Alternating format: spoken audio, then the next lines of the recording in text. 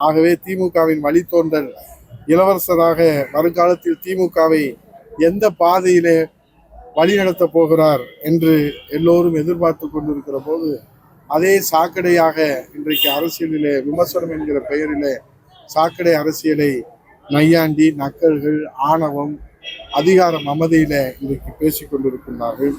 ஆகவே ஆட்சி அதிகாரத்திலே இருப்பதனாலும் இன்றைக்கு மாண்புமிகு துணை முதலமைச்சர் அவர்கள் ஒரு பாரம்பரியத்தை நிரூபித்து காட்டுகின்ற வகையில பச்சை பச்சையாக பொய் பேசி படம் பிடித்து காட்டி வருகின்றார்கள்.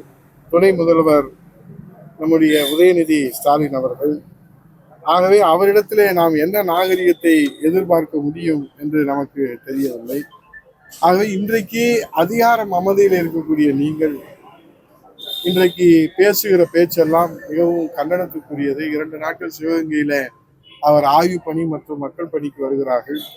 ஆகவே திணிக்கப்பட்ட தலைவராக ஆட்சியிலும் சரி கட்சியிலும் சரி இன்றைக்கு எந்த விதமான உழைப்பும் இல்லாமல் கருணாநிதிக்கு பேரனாகவும் ஸ்டாலினுக்கு மகனாகவும் பிறந்த அந்த ஆணவத்திலே அதிகாரத்தினுடைய மமதையில நீங்கள் பேசுகிற இந்த விமர்சனங்கள் என்பது மிகவும் கோடான கோடி தொண்டர்களை இன்றைக்கு மனம் வேதனை அடைய செய்திருக்கிறது.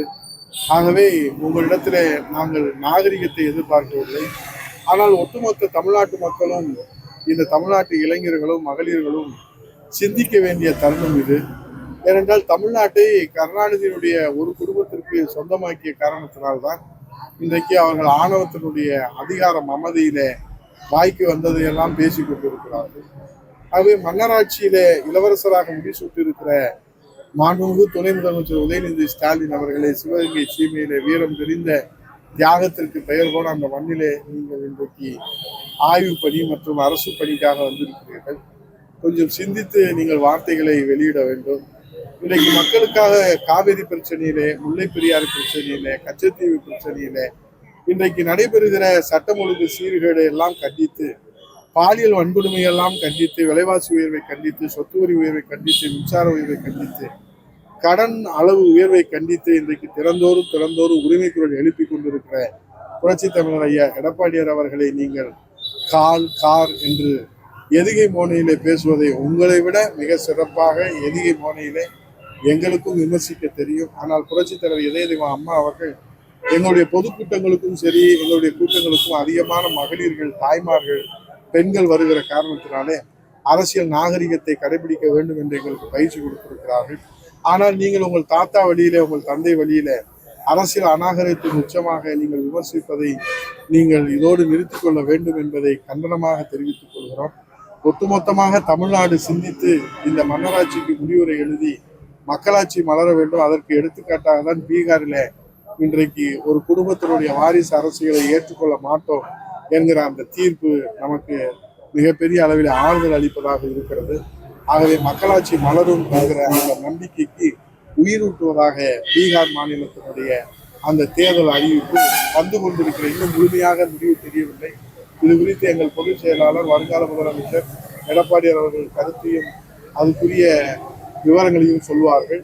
அவை இப்போது உசிலம்பட்டியில் நீங்கள் என்னை மடக்கி கேட்டதுனால மன்னராட்சிக்கு முடிவுகள் எழுதி மக்களாட்சி மலர்வதற்கு, தமிழகத்திலே மலர்வதற்கு அச்சாரமாக பீகாரில் மக்களாட்சி மலர்ந்திருக்கிறது என்கிற ஒரு நம்பிக்கையும் மகிழ்ச்சியும் ஏற்பட்டது. நன்றி, வணக்கம்.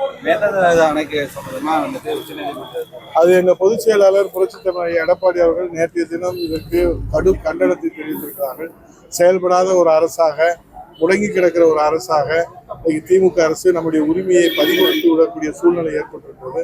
மாண்புமிகு நீர்வளத்துறை அமைச்சர் அவர்கள் இதற்கு பதில் சொல்லியிருக்கிறார்கள். வழக்கறிஞர் வில்சன் அவர்களும் பதில் சொல்லியிருக்கிறார்கள். நமக்கு தேவை பதில் அல்ல, நடவடிக்கை. நம் உரிமையை யாருக்காகவும் எதற்காகவும் விட்டுக் கொடுக்காமல் பாதுகாக்கப்பட வேண்டும். மேகதாது அணை அமையும் என்று சொன்னால் தமிழ்நாடு பாலைவனமாகிவிடும். அந்த அபாயத்தை உணர்ந்து இந்த அரசு கண்ணும் கருத்துமாக செயல்பட வேண்டும் என்பது தமிழ்நாட்டு மக்களுடைய, விவசாயிகளுடைய எதிர்பார்ப்பு. அந்த நம்பிக்கையை நிறைவேற்றுவார்கள் என்ற அடிப்படையில தான் நேற்று மாண்புமிகு எதிர்க்கட்சி தலைவர் நீர் மேலாண்மையிலே புரட்சி படைத்த நடந்தாய்வாளி காவேரி 50 ஆண்டு கால பிரச்சனைக்கு தீர்வு கண்ட காவேரி காப்பாளர் டெல்டா நாயகர் எடப்பாடியார் அவர்கள் கண்டன அறிக்கை கொடுத்திருக்கிறார்கள். இனிமேலாவது இந்த அரசு விழிப்போடு இருக்க வேண்டும் என்பது எங்களுடைய தமிழ்நாட்டு மக்களுடைய எதிர்பார்ப்பு.